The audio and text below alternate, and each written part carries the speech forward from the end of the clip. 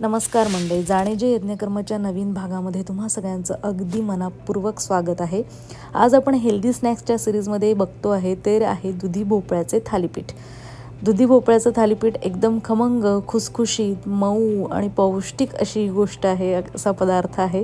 तुम्ही हा स्नॅक्सच्या डब्यात देऊ शकता, डिनरला करू शकता, ब्रंच म्हणून पण खाऊ शकता, ब्रेकफास्ट म्हणून पण। खूप पौष्टिक असा पदार्थ आहे आणि सोपा पण आहे। तर याच्यासाठी काय करायचं आहे बघूया कृती। अर्धा कप मी कणिक घेतलेले, अर्थात गव्हाचं पीठ, आणि 1/3 कप इतकं घेतलंय ज्वारीचं पीठ। याच्याऐवजी तुम्ही वेगवेगळी पीठं पण वापरू शकता, जशी तुम्हाला आवडतात तशी, पण ज्वारीचं पीठ घातलं तर खूप छान होतात ही थालीपीठं, मस्त खुसखुशीत होतात। आता आपण महत्त्वाचा जो पदार्थ आहे दुधी भोपळा, तो किसून घेतलेला आहे मी, साधारण वाटी 1.5 वाटी इतका आहे। आणि एक छोटा कांदा बारीक चिरून घेतलाय। कांदा पण अवश्य घाला, छान मस्त कुरकुरीतपणा येतो मध्येच त्याला आणि छान लागतं, ते खुसखुशीत पण होतात त्याच्यामुळे। भरपूर कोथिंबीर घाला, 2 चमचे मी तीळ घातलेले आहेत, भाजलेले तीळ आहेत ते, आणि तीळ पण छान लागतं त्याच्यात, मध्ये मध्ये दिसतात पण छान, तर ते पण अवश्य घाला। अशा प्रकारे आपण हे घालून घेतले। आता याच्यामध्ये मी 1 मिरची आणि 3-4 लसणाच्या पाकळ्या त्या खलबत्त्यात कुटून घेतलेल्या त्या याच्यात घालते आहे। हे घालणं खूप जरुरी आहे, कारण याने एकदम मस्त खमंग स्वाद येतो आपल्या थालीपीठाला।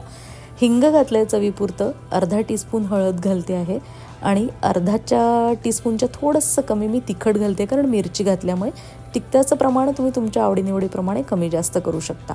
आणि 1 टेबलस्पून इतकं मीठ घातलं मी, काळं मीठ। आता हे आपल्याला मस्त एकत्र करून घ्यायचं आहे, आणि याच्यात पाणी घालायचं नाही अजिबात आत्ता या स्टेजला, कारण दुधी भोपळ्यामध्ये खूप पाण्याचा अंश असतो आणि मिठामुळे त्याला अजून पाणी सुटतं, त्यामुळे आपोआप छान बांधलं जातं बऱ्यापैकी।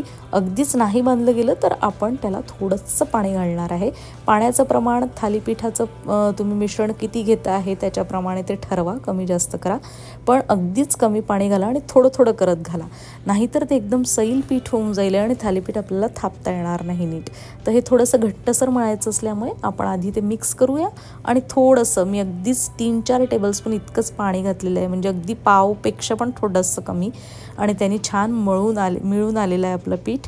आणि आपण याला हे छान असं मिळून ठेवून नाही द्यायचं आहे बराच वेळ, नाही तर ते आणखी सैल होईल, दुधी भोपळ्याला आणखी पाणी सुटेल, तर हे ठेवून नाही द्यायचं आहे। भिजवलं की लगेच करायला घ्यायचं आहे आपले थालीपीठं।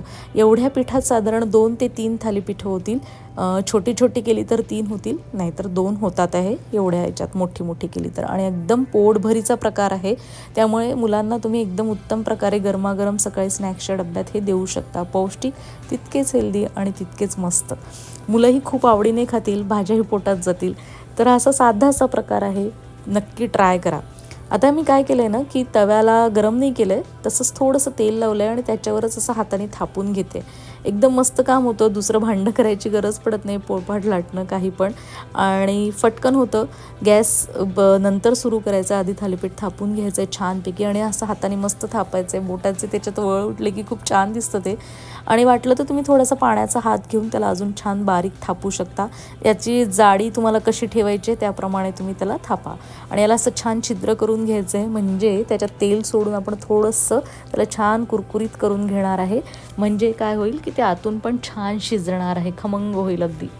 आणि तेल याला अगदी थोडंसंच लागतं, 1 ते 2 टीस्पून वगैरे अगदी। तर हे असं आपल्याला छान खरपूस भाजून घ्यायचं आहे दोन्ही बाजूनी, आणि आपलं थालीपीठ तयार होईल। दुसरं करायच्या वेळेला काय करायचं की तवा थंड करून घ्यायचा आहे, नाही तर तुम्ही ते एकदम पोळपाटावर वगैरे आधी थापून घेऊ शकता, म्हणजे रेडी करून ठेवू शकता हे व्हायच्या आधीच दुसरं थालीपीठ, आणि ते पण तसं पण टाकू शकता।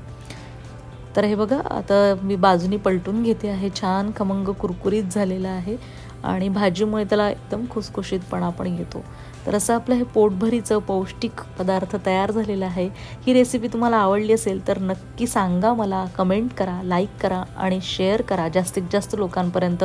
आणि तुम्ही नवीन असाल चॅनलवर आणि सबस्क्राईब केलं नसेल तर सबस्क्राईब पण जरूर करा, आणि नक्की कळवा मला कशा वाटतात या रेसिपी तुम्हाला, आणि करून बघायलाही विसरू नका। हे बघा, आता छानपैकी आपलं हे दोन्ही बाजूनी खरपूस परतून झालेलं आहे मस्तपैकी, आणि आपलं हे थालीपीठ रेडी आहे, एकदम खुसखुशीत खमंग। तर जरूर ही रेसिपी ट्राय करा आणि करून बघा, आणि कळवायला विसरू नका। आपल्या पुढच्या भागात आपण अशा नवीन नवीन रेसिपीसह, खमंग रुचकर रेसिपीसह भेटूच या पुढच्या आठवड्यात। या आठवड्यातल्या या रेसिपीज कशा झाल्या नक्की कळवा। जाणीजे यज्ञकर्माला लाईक, शेअर, सबस्क्राईब करा। बाय। जाणीजे यज्ञकर्म।